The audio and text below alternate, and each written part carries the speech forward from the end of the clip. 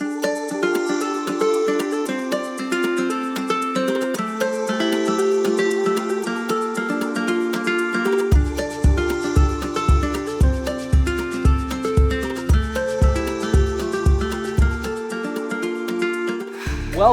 to Keith's Off-Grid Camper Adventure. Welcome back to those of you who are following our channel, and to those of you who just tuned in for the subject, welcome as well. If you enjoy it, please click the follow and let us know that people are interested.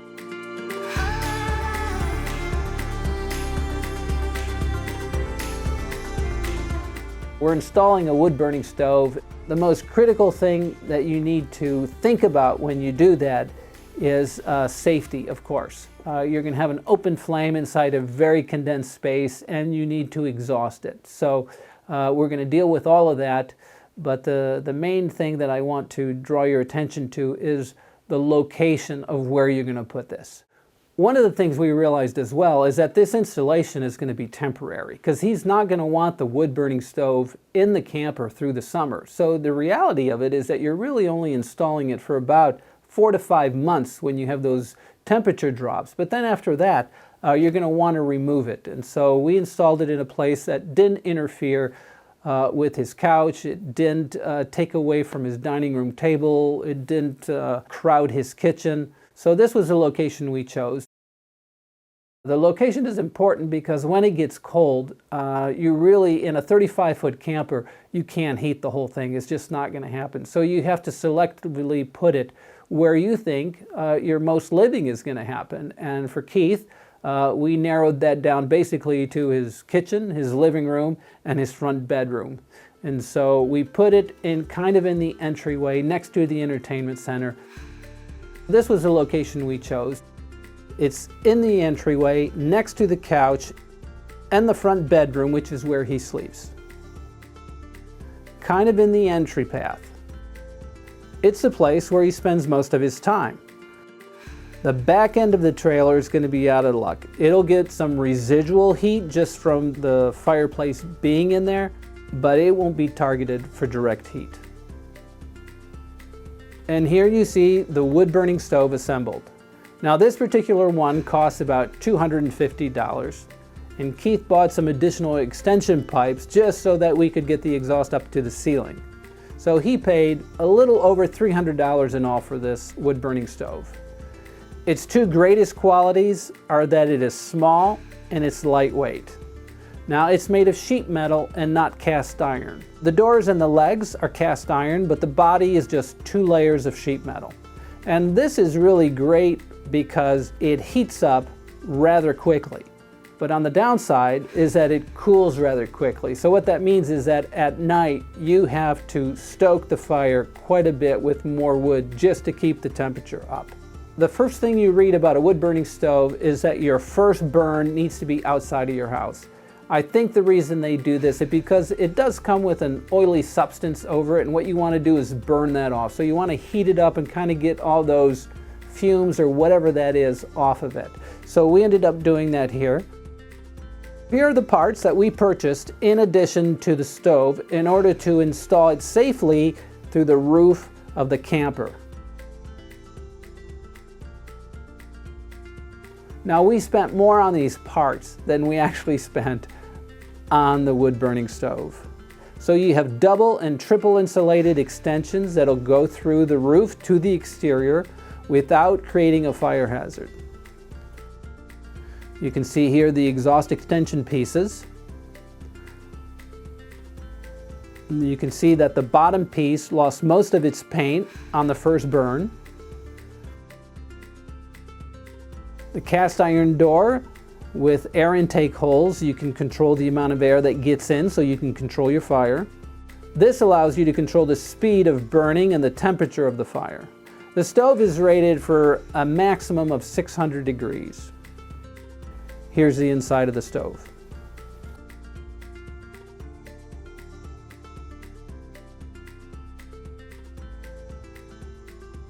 In a more permanent install, we would recommend a cast iron stove. They are heavier, more durable, not designed to be moved, and produce a more even distributed heat.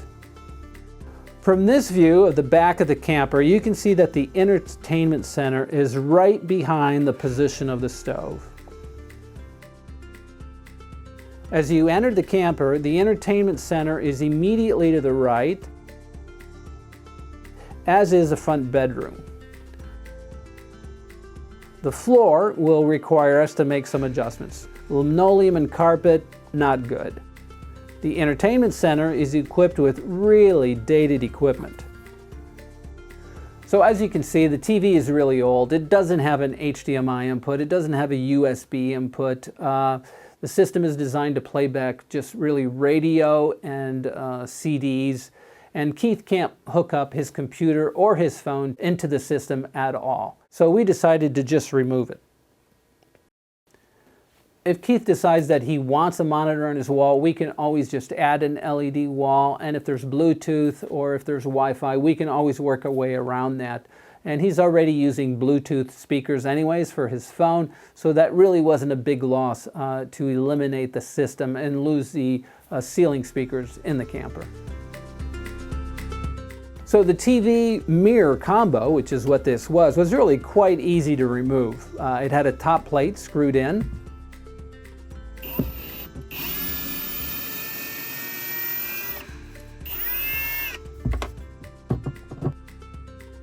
Next, with the TV gone, Keith began removing the privacy curtains that were attached on both sides of the unit, which kind of made a privacy wall for the bedroom.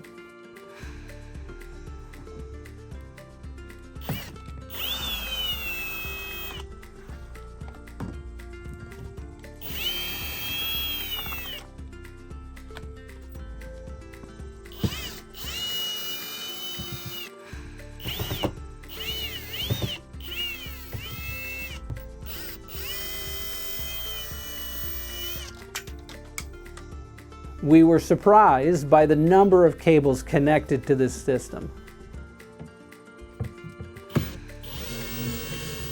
Keith tackled the bottom screws.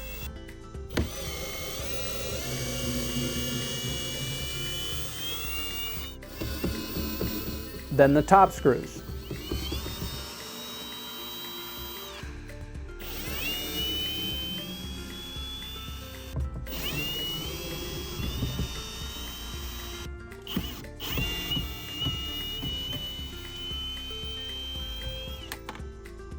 Our first problem that we ran into is that the unit was just too big to slide out. And the number of cables coming through the roof is just really surprising. We ended up just cutting all the cables and even removing a fuse link to get the cabinet out of the door. The camper had a distributed audio speaker system, which meant that it had many speaker cables coming out of this cabinet going into the ceiling. We did put a plastic cap and electrical tape on the power cords that were in the ceiling that were feeding power to the cabinet. Once the cabinet was gone, I had thought it was really kind of a cool thing to just leave the room open, to not reinstall a wall, not to do anything, just to have the full access to the air in the room, so that when the wood-burning stove would heat, it could heat the bedroom area and the couch area and the kitchen area. But Keith, he was uncomfortable with that. He was determined, and he really wanted a privacy wall. Kind of weird, if you ask me, because he has no neighbors. He's off-grid, he's in the middle of nowhere, and he wants a privacy wall inside his camper. Whatever. So we gave him one.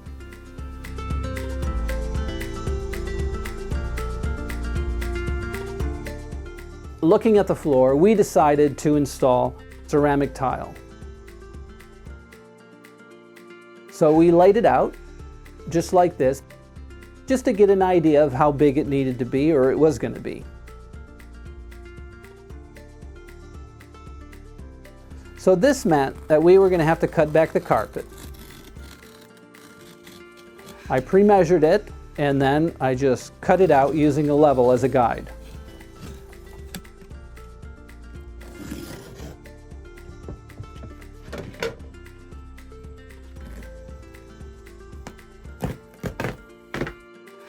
The linoleum floor was installed under the carpet, which was really great. That meant that the floor was flat.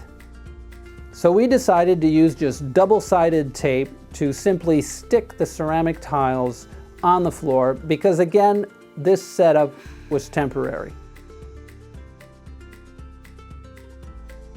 Then it was just adding tiles one by one.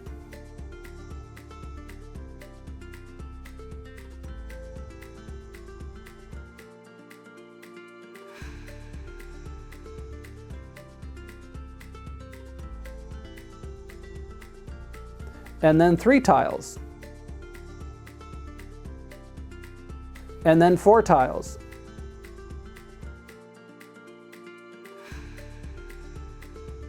You can see the double-sided sticky tape.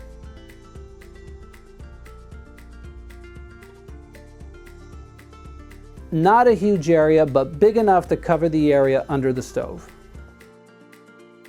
Now we position the stove in place on the tiles and installed the chimney pipe up to the ceiling. We marked it, and then I sawed the circle into the ceiling. Once that hole was ready, I climbed up on the roof of the camper and Keith drilled a drill bit into the center of our ceiling hole.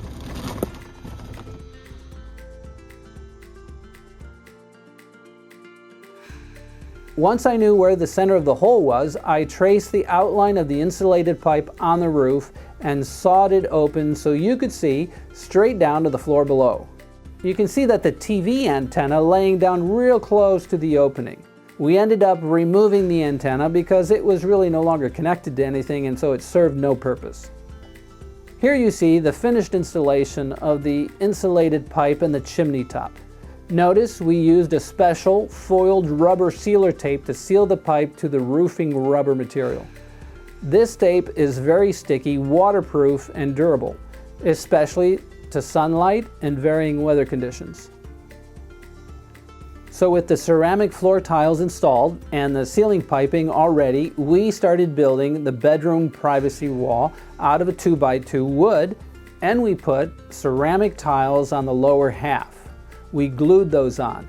Now the idea was that the ceramic tiles would shield the wall and the bed from the excessive heat coming off of that wood burning stove, because it is literally maybe 2 or 3 inches away and it gets pretty hot. So we put that there as a safety measure just to keep it from getting too hot. Now you can see the wood burning stove is in position.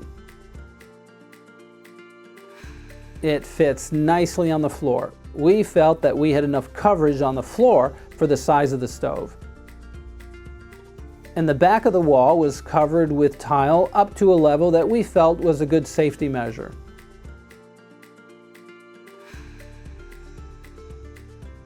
On the other side of this wall, all we had was wood paneling that we would eventually install on the upper half above our ceramic tile on this wall. You can see here that the chimney pipe is straight up into the ceiling. You can see that it's not too close to the couch. We got a heat sensing fan, which we put on top of the wood burning stove, and you can see it here. Once it reaches a certain temperature, it turns on and it blows the air. Provides a little circulation. It's a nice little touch.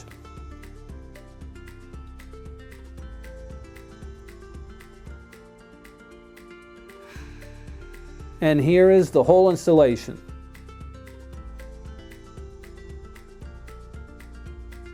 The ceiling ring is yet to be installed, but everything else is in place.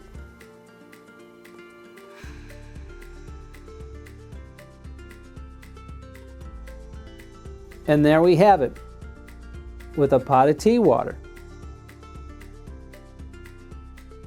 A successful install of a wood-burning stove inside a camper. Now, we were pleased with our installation. We thought it was safe, we thought it was installed correctly, and that we had enough safety measures in mind to keep disaster from striking. So we liked our tile on the floor, we liked our skinny wall with the tile on the wall, we liked the pipe that went up through the ceiling. the double insulated piping that we used up there. We thought that the tape we used on the roof was really good, that it would seal and keep it from leaking at all, even with snowfall and snow melting going into the spring. So the only thing left to do was basically just try it out. So we did, and it got very hot. It made it up to 600 degrees. And the first chimney pipe, was untouchable. It was incredibly hot. Actually, it was as hot as the stove. But every segment that you went up, it would cool off considerably until you got to the way top one, which you could leave your hand on, and you could feel that it was warm, but it was by no means dangerous. So we felt comfortable with the way it was built and the way the heat was dissipating as it went up, so that once it hit the ceiling, there was really no danger in the temperature of the pipes going through the ceiling.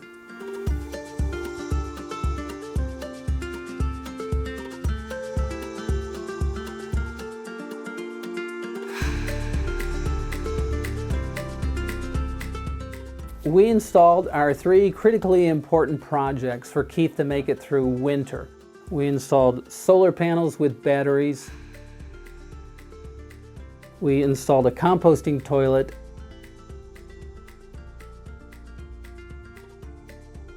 And we installed a wood-burning stove.